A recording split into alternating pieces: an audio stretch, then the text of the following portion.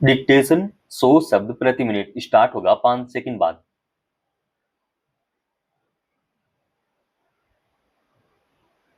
Start. बृहन-मुंबई महानगर पालिका BMC चुनाव में भाजपा नीत गठबंधन महायुति ने जीत का परचम लहरा दिया है। साथ ही अविभाजित शिवसेना की लगातार 2.5 दशक से चली आ रही सत्ता की विरासत को भी छीन लिया है।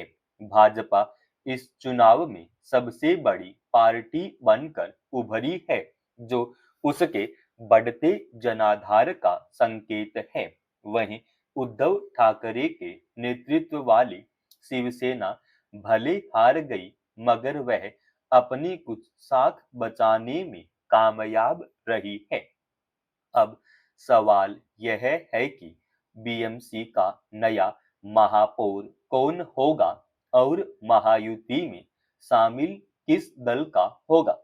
इसको लेकर जीत हासिल करने वाले गठबंधन के बीच जोर आजमाइश भी शुरू हो गई है। हालांकि एकनाथ शिंदे के नेतृत्व वाली शिवसेना को भाजपा से काफी कम सीटों पर जीत हासिल हुई है, मगर वह महापौर की दावेदारी में बनी हुई है।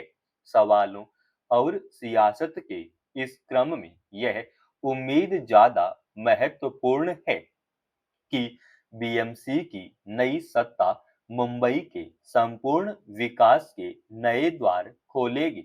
बीएमसी को देश का सबसे अमीर निगम माना जाता है। इसकी सबसे बड़ी वजह है इसका बजट, जो देश के कई छोटे राज्यों के बजट से कहीं ज्यादा होता है।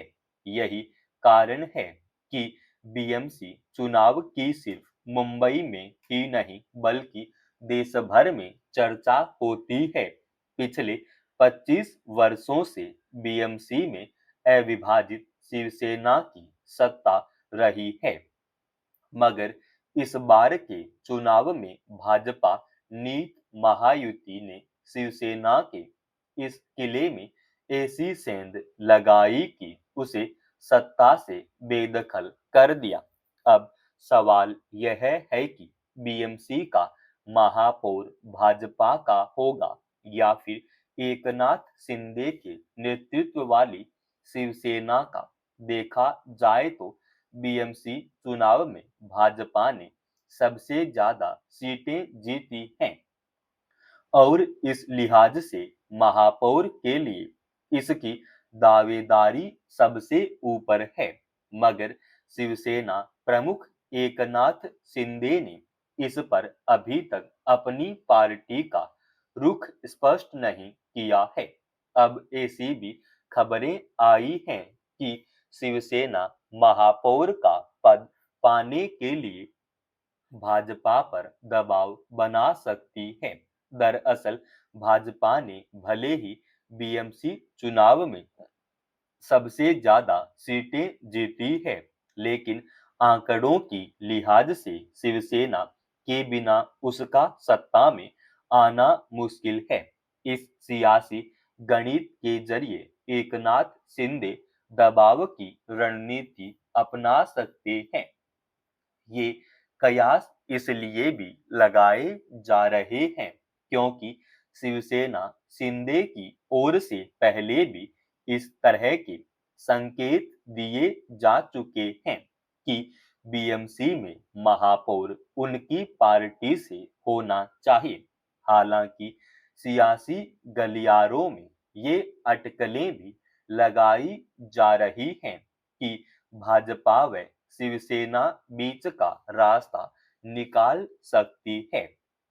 मसलन दोनों दलों को 2.5 साल तक महापौर के पद पर काबिज होने का मौका मिले। बहरहाल उम्मीद यही की जानी चाहिए कि बीएमसी की बागडोर संभालने वाले मुंबई के विकास को रफ्तार देंगे।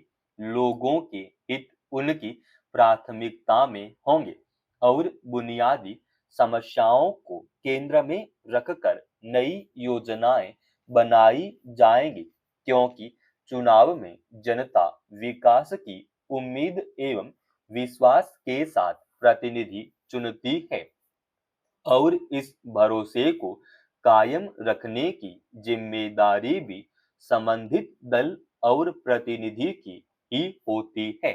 यह विचित्र विडंबना है कि एक और बड़ी संख्या में दंपति बच्चों को गोद लेने के लिए बरसों इंतजार करते हैं, तो दूसरी ओर ऐसे अनाथ बच्चे भी हैं जो उम्र बढ़ने के साथ गोद लिए जाने से वंचित रह जाते हैं। केंद्रीय दत्तक ग्रहण संसाधन प्राधिकरण के आंकड़े बताते हैं कि गोद लेने के मामले में समाज का नजरिया किस कदर संकुचित है। इस समय प्राधिकरण के पास ऐसे कई बच्चे हैं जिनकी उम्र 6 वर्ष या इससे अधिक हो गई है। यह दुखद है कि कई दंपति बच्चा तो गोद लेना चाहते हैं, लेकिन साथ ही उम्र सीमा भी तय कर देते हैं। आज भी लोग नवजात शिशु अथवा 5 साल तक के बच्चों को ही गोद लेना पसंद करते हैं। सवाल है कि संतान सुख पाने के लिए क्या यह नजरिया सही है। उम्र और रंग रूप के आधार पर बच्चों में भेदभाव करने की प्रवृत्ति को स्वस्थ सोच कहा जा सकता है। गौरतलब है कि गोद लेने की प्रक्रिया के साथ प्रतीक्षा सूची लंबी होने का खमियाजा बच्चों को ही भुगतना पड़ता है। कई बार दंपति की जटिल शर्तों से उनकी उपेक्षा ही होती है। इस जदोजहद के बीच कई बच्चे 5-6 साल की उम्र पार कर जाते हैं और उनके लिए गोद जाने की उम्मीद धुंधली होती जाती है। अगर निसंतान दंपति अपनी सामाजिक सोच बदलें तो बड़ी उम्र के बच्चों को भी परिवार मिल सकता है और उनका भविष्य संवर सकता है। वैसे भी बड़े बच्चे समझदार होते हैं और धीरे धीरे माता पिता से जुड़ाव के साथ नए परिवार में भी घुल मिल जाते हैं।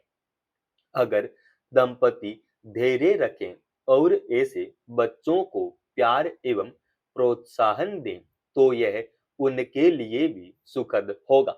निसंदेह हर बच्चे का अपना घर परिवार होना चाहिए, इसलिए सामाजिक सोच में बदलाव जरूरी है ताकि अनाथ बच्चों को भी सामान्य बच्चों की तरह खुशहाल जिंदगी मिल सके और वे अपने सपनों को पूरा कर सकें।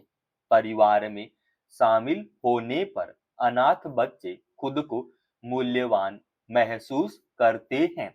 वह इससे न केवल उनका आत्मविश्वास बढ़ता है, बल्कि वे समाज में सम्मान के भी हकदार होते हैं।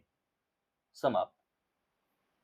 दोस्तों, रोजाना ऐसे ही एडवांस डिक्टेशन के लिए चैनल को आप अभी सब्सक्राइब कीजिएगा और आज के इस डिक्टेशन का पीडीएफ फाइल हमने हमारे Telegram channel study with HP Swami पर डाल दिया है, जिसका लिंक इसी वीडियो के डिस्क्रिप्शन में डाल रखा है।